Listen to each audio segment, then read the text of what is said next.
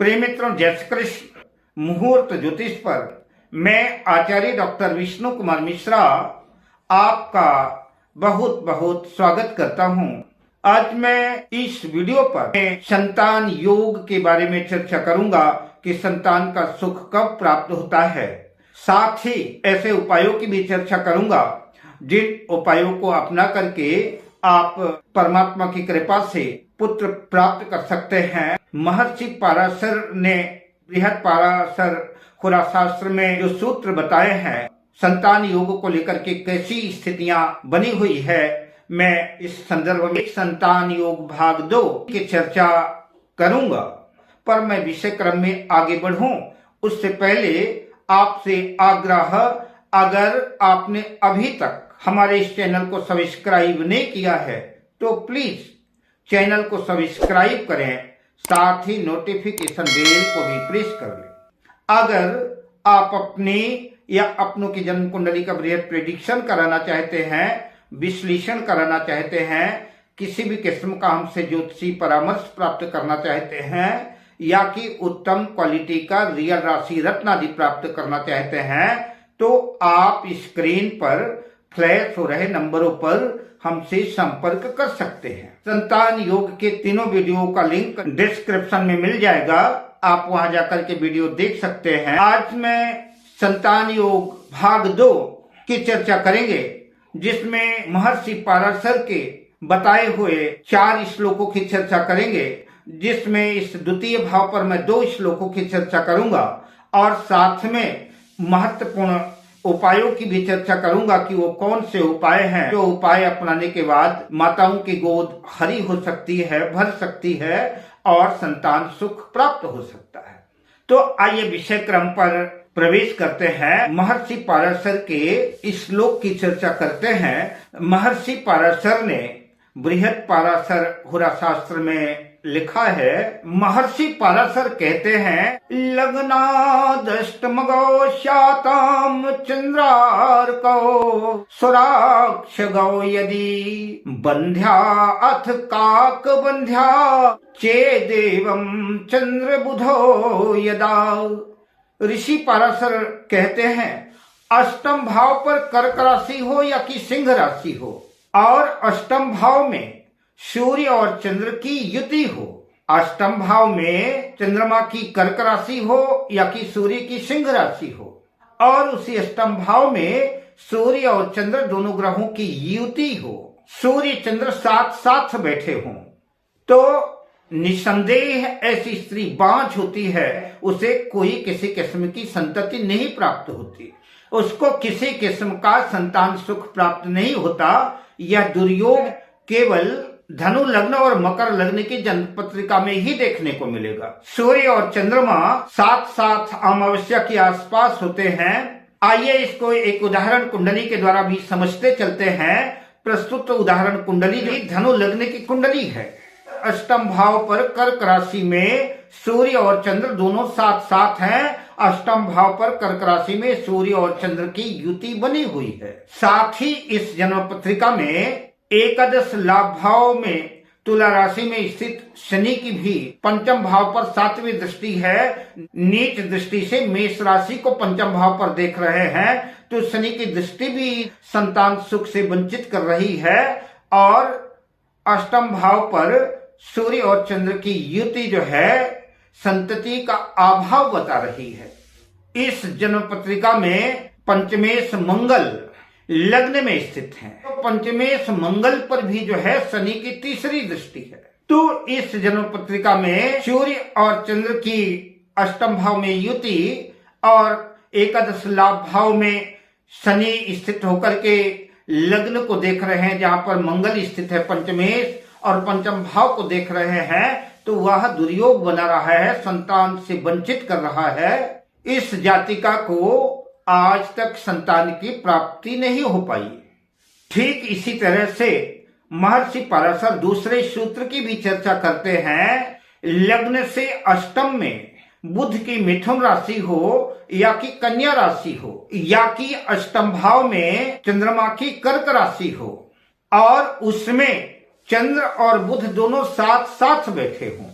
अष्टम भाव में मिथुन राशि हो, कन्या राशि हो, कर्क राशि हो। और शर्त यह है कि अष्टम भाव में, मिथुन राशि में, कन्या राशि में, कर्क राशि में चंद्र और बुध की युति हो, चंद्र और बुध दोनों साथ साथ बैठे हों, तो ऐसी स्त्री केवल एक बार ही गर्भ धारण करती है, उसको दूसरा गर्भ नहीं ठहरता।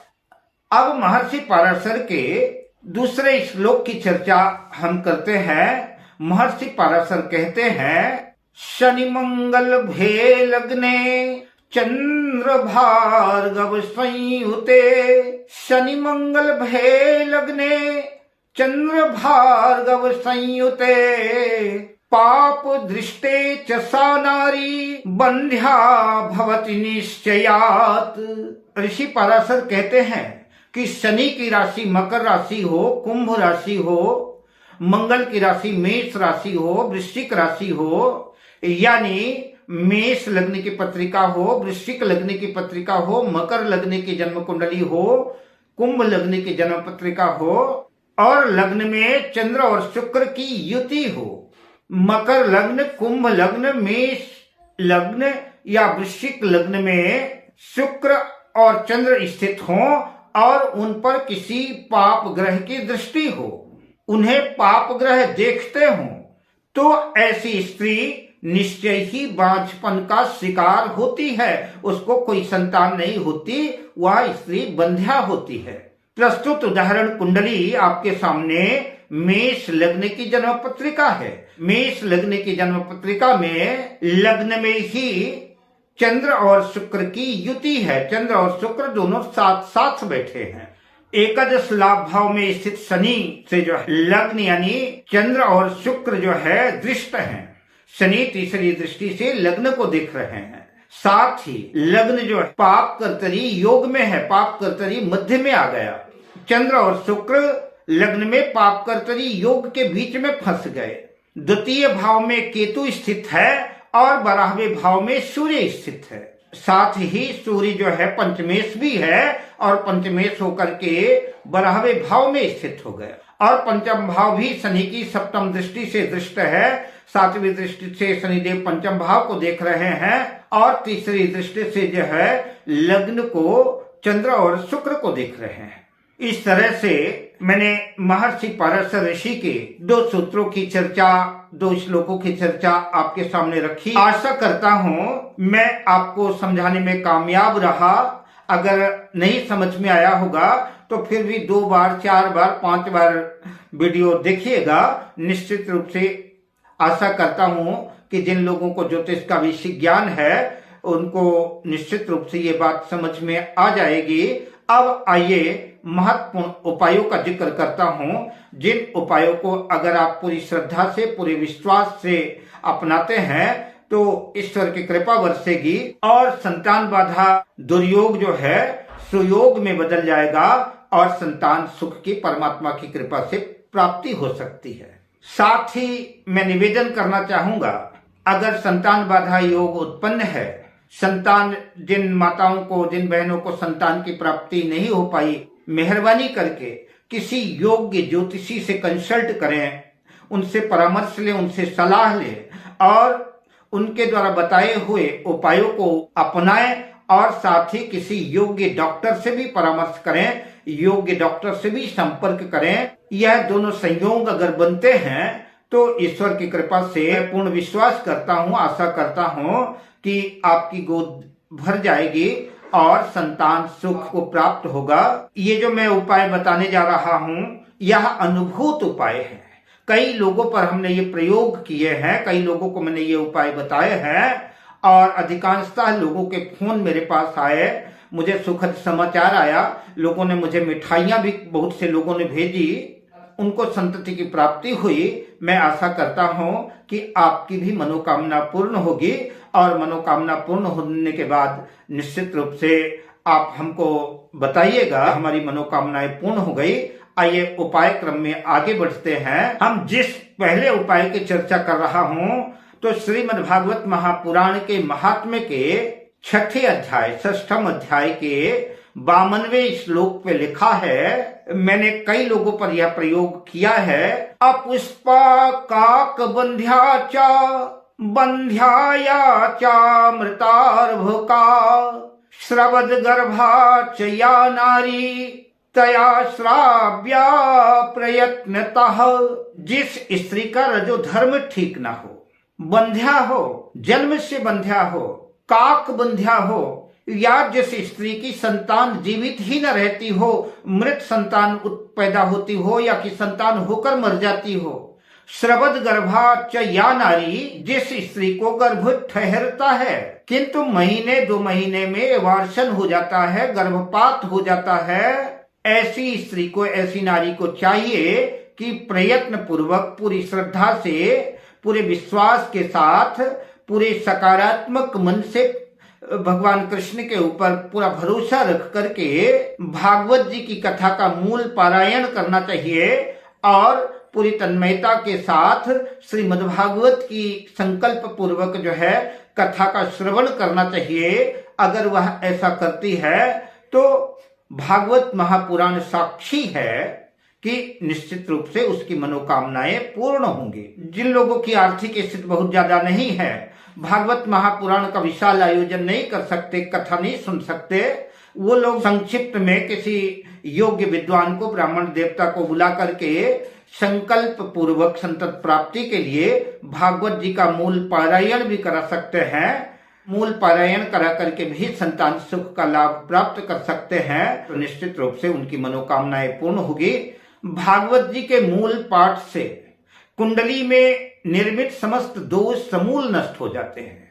कुंडली में अगर पितृ दोष निर्मित है तो पितृ दोष समाप्त हो जाता है और व्यक्ति के जातक के समस्त मनोकामनाएं पूर्ण होती हैं। दूसरा उपाय दुर्गा सप्तशती से है। समस्त बाधाओं से मुक्ति प्राप्त कर पुत्र पुत्रादि प्राप्ति के लिए पूरी श्रद्धा से, पूरे विश्वास के साथ, पूरी निष्ठा के साथ हम जो मंत्र बता रहे हैं, इस मंत्र का संपुट लगा करके दुर्गा सप्तशती के 9 पाठ कराएं या स्वयं करें, या कि जब तक मनोरथ पूर्ण ना हो तो धैर्य पूर्वक इस मंत्र का संपुट लगा करके दुर्गा सप्तशती का पाठ करते रहें। माँ भगवती के कृपा से आपकी गोद भर जाएगी, आपकी मनोकामना पूर्ण हो जाएगी। जिस मंत्र को संपुट लगा करके दुर्गा सप्तशती का पाठ करना है वह मंत्र है, सर्व बाधा विनुर्मुक्तो धन धान्य सुतान्वितः मनुष्यो मत प्रसादेन भविष्यति न संशयः। इस मंत्र का संपुट लगा करके दुर्गा सप्तशती का पाठ करें या कराएं। यह धर्म, अर्थ, काम और मोक्ष चारों पुरुषार्थों को प्रदान करने वाला अमोघ मंत्र है, सिद्ध मंत्र है। कई लोगों के द्वारा अनुभूत है, आजमाया हुआ है, प्रयोग किया हुआ है। जो भी व्यक्ति, जो भी स्त्री पुरुष जिस भी कामना से श्रद्धा विश्वास के साथ विधि पूर्वक इस मंत्र का संपुट लगा करके दुर्गा सप्तशती का पाठ करता है या कराता है, उसके संपूर्ण मनोरथ पूर्ण हो जाते हैं। उसे उसी भावना और कामना के अनुसार उसको फल मिलता है। ये उपाय करते हैं अगर आप, तो निश्चित रूप से आपकी मनोकामना पूर्ण होगी, संतति की प्राप्ति होगी, संतान सुख मिलेगा। इस बात का अनुभव अगणित पुरुषों को प्रत्यक्ष हो चुका है। अब मैं आपसे लेता हूं विदा, मिलता हूं अगली वीडियो में शुभ कामनाओं के साथ। जय श्री कृष्ण।